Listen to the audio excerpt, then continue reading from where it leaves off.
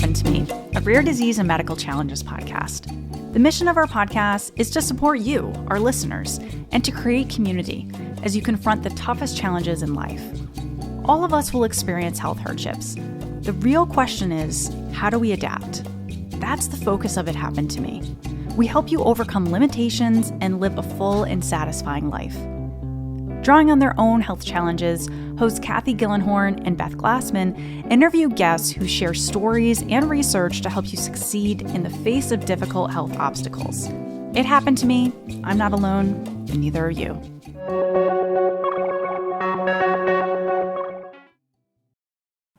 Carly Flumer was diagnosed with stage 1 papillary thyroid cancer at the age of 27 and then again at 31. She received her master's degree from BU in health communication and her bachelor's from George Mason in health administration and policy. Now, while being diagnosed with the C word at such a young age, and I'm sure that was a big surprise, as it would be to anyone, Carly found strength, support, and inspiration in sharing her cancer journey on social media. And as a result of her health outcome, she looks to advocate for other cancer patients through education, research, and health literacy. Now, Carly, how are you doing today? Hi there. So good to see you guys or hear from you. For all the listeners out there, I'm doing well. How are you both? Good. Excellent. Great day. Thank you, and happy to be with you today. Now, let's start with the basics. What is thyroid cancer? So thyroid cancer is cancer that happens to the thyroid, which is a butterfly-shaped gland located in your neck, at the base of your neck.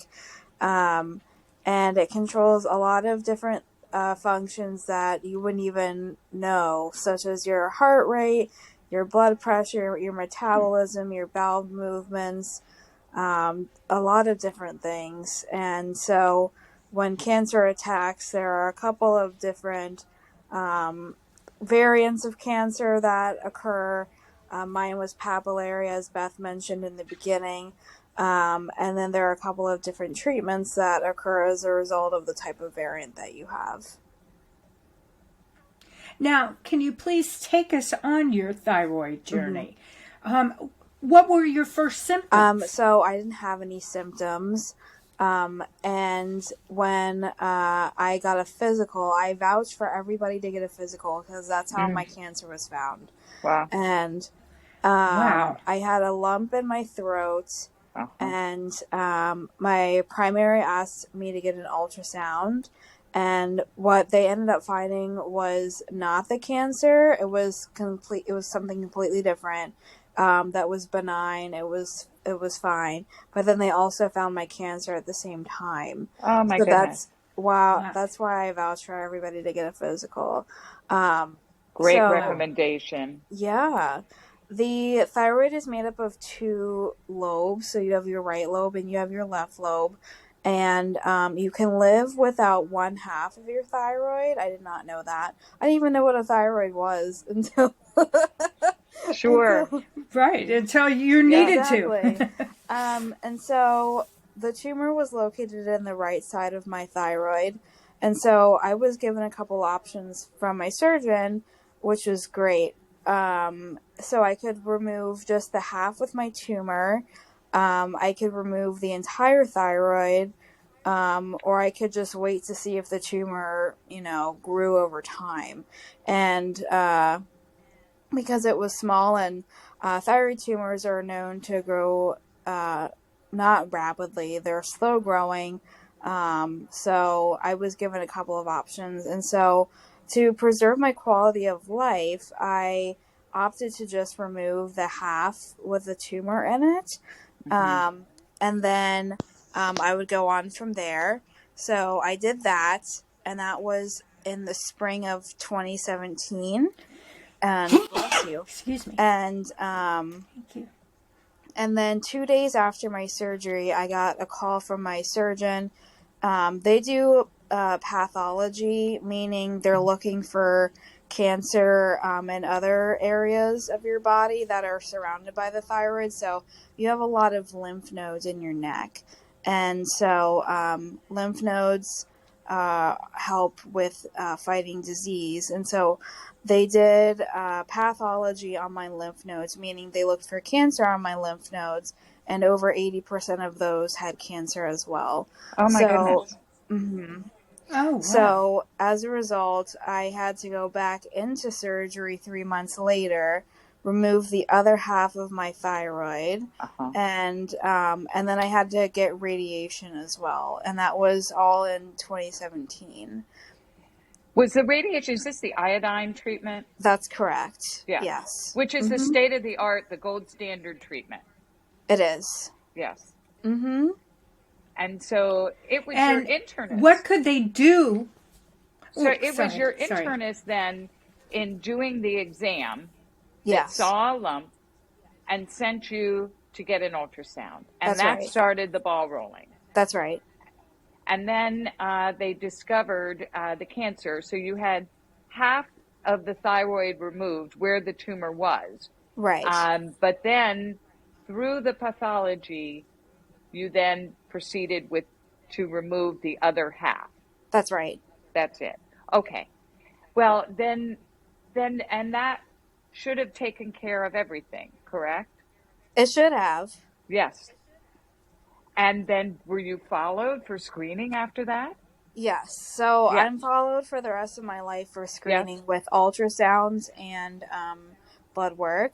So I get an ultrasound every year and blood work every 3 to 6 weeks. So and that can vary depending on how far off I am into remission. So I thought I was in remission after I had done my radiation, but Yes. my tumor marker had always been positive, and the tumor marker is called the thyroglobulin, and that's going to measure the amount of thyroid tissue in your blood, whether it's benign, meaning non-cancerous, or metastatic, or I'm sorry, cancerous, malignant is the term that I'm looking for. So whether it was benign or malignant, it's going to show up in your blood. So that can be kind of scary because you don't know if you still have malignant or cancerous thyroid tissue in your body. So, and there's no way to really determine that. So I talked to my doctor about it, and she said for some people, the number, even though the number is very small, it can take a while to go down to 0, and 0 meaning no positive or not positive for thyroid cancer tissue in your body, or thyroid tissue in your body, excuse me. So, and then she said for others, it just stays that way, and they end up being fine. So I wasn't too worried because my number, even though it was positive, it was very small. It was a very small margin, and so I wasn't too worried about it. So then in 2021, when I was getting my annual scan, a positive lymph node showed up on the screen, and I did a biopsy, and I turned out I had cancer again. So And where was this cancer located, Carly? In my neck. Also in your neck. Also in my neck. Mm-hmm. And so what I ended up having then is called refractory cancer. So refractory meaning not responding to treatment. So the thyroid tissue didn't end up responding to the surgery nor the radiation. So there's that. And then this year, I had my scan last week in February, and another area showed up on the scan, but the area was so small that they couldn't really get a clear biopsy on it, but they don't think it's anything malignant. So I just had my blood work done today, so fingers crossed. Oh, we will certainly Oh, have our fingers crossed. Carly, absolutely. is there any family history of thyroid cancer? No, None. So no. this just came out of the blue, Yes. unexpected. And so can we go back? How Sure. was the recovery from the cancer treatment after the first surgery? What was that like? Can you explain that? Sure. Recovery for me was great. I ended up, since I only ended up having a surgery in my neck. I know it sounds very terrible, like a terrible surgery, having surgery in your neck, like, oh my goodness. But I had a great surgeon, and I think it really comes down to who you see, because Uh-huh. the thyroid is so close to so many vital organs, like your voice, like your larynx and your trachea and everything like that. And one wrong move can like nick nick a vocal cord or anything like that. So it really comes down to how skilled your surgeon is. And I had the best surgeon, and he did all three of my surgeries, and I can't thank him enough for it. Oh, But yeah, so my recovery was really well, and I attribute that to my surgeon and to my overall health, I guess, as a younger person. well, I'm sure that's true. And what about with the second and third surgeries? Was the recovery as Mm-hmm. successful each time as the Yes, it first? was. That's Yeah. wonderful. And tell us about social media. I'm so interested. It seemed to be a terrific source of support and inspiration and strength for Mm-hmm. you. How did this happen? How did you even know to do Well, this? I didn't Tell know. us about your journey. I didn't know to do it. Was I didn't know how to like share my story on social media. I didn't know if I should share it with like friends and family that way, or if I should, because that's where friends and family are. They're on social media. People don't call each other up anymore, unfortunately. They post on their Facebook walls, and they message them in their direct messages. So I posted that I had gotten cancer on my Twitter and my Facebook and my Instagram, and I just got the most support from friends and family, and it was amazing for me to be able to share my story that way. And so I figured if other people want to hear my story, then maybe other people who have had cancer, or who might get cancer later in life, would benefit from hearing my story. So um, I was doing some like networking on LinkedIn, and I came across a person who I still work with today, who works with a group called Inspire, or who worked with a group called Inspire. And um, he got me into connection with, into contact with an editor from the Philadelphia Inquirer newspaper.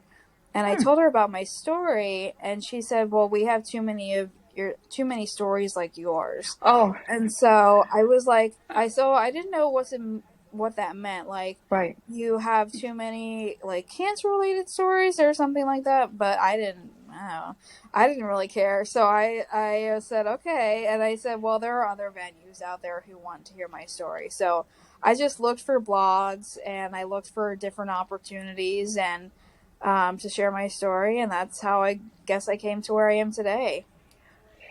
Well, that's why is it still an important resource Yes, for you? absolutely. And So, Carly, that's what is your beautiful. That's prognosis? Well, right now I'm in remission. I've been in Good, remission since December of 2021. good. And I will still get scans every year.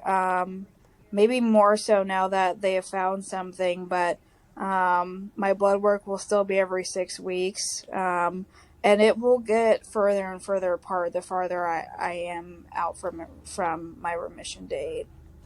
Carly, is it unusual for papillary thyroid cancer to occur in someone as young as you? No. No. Okay. Mm-mm. No, I mean it is very It's very common in women, but it is common the older you get. But I've met other young adults who have had thyroid cancer. I would say it's pretty few and far between. I'm usually the youngest one in the group if I go to a support group, or I'm usually the only thyroid cancer survivor if I go to a young adult support group. That's for patients usually between the ages of 18 and 39. That's what young adults are considered as far as age goes. But yeah, I would say I would consider it a rare diagnosis. But it's a rare diagnosis, but it's common because it's found when you least expect it. Like it's found when doctors are looking for something else, I find. Carly, what is the best way that you can describe your coping with having cancer at such a young age? How do you help yourself with this? Having a caregiver has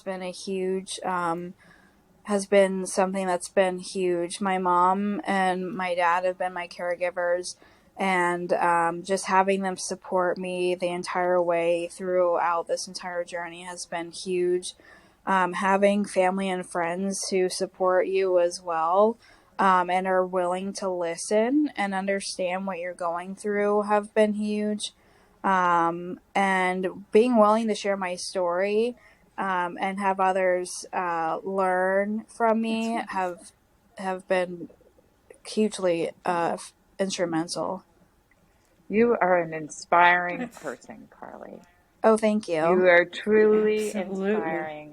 Your story is amazing, and I am really so thrilled we had this opportunity to meet with you. And your presentation and poise, you are years ahead of your chronological age, is all I can say. So true. Yes. So true.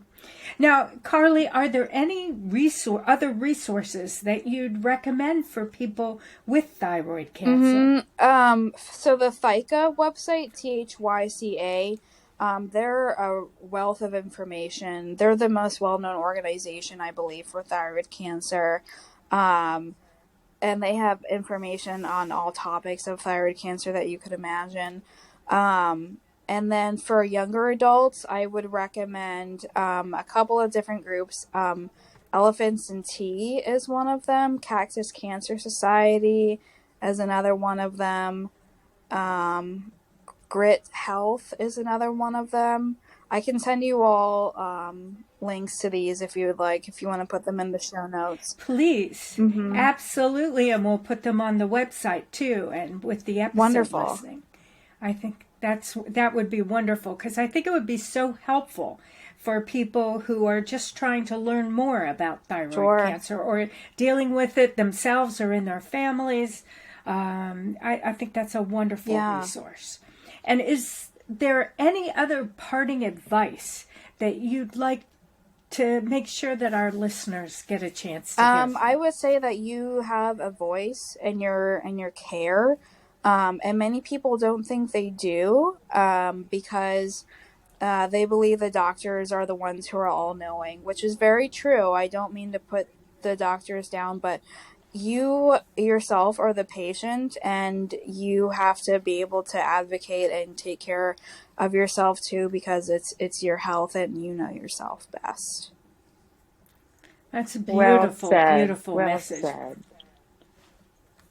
Thank you so much. And Carly, thank you for being here today. Your story and your use of social media are creative and inspiring. I just really wish you such luck with all your future endeavors. And of course, I wish you the best of great health.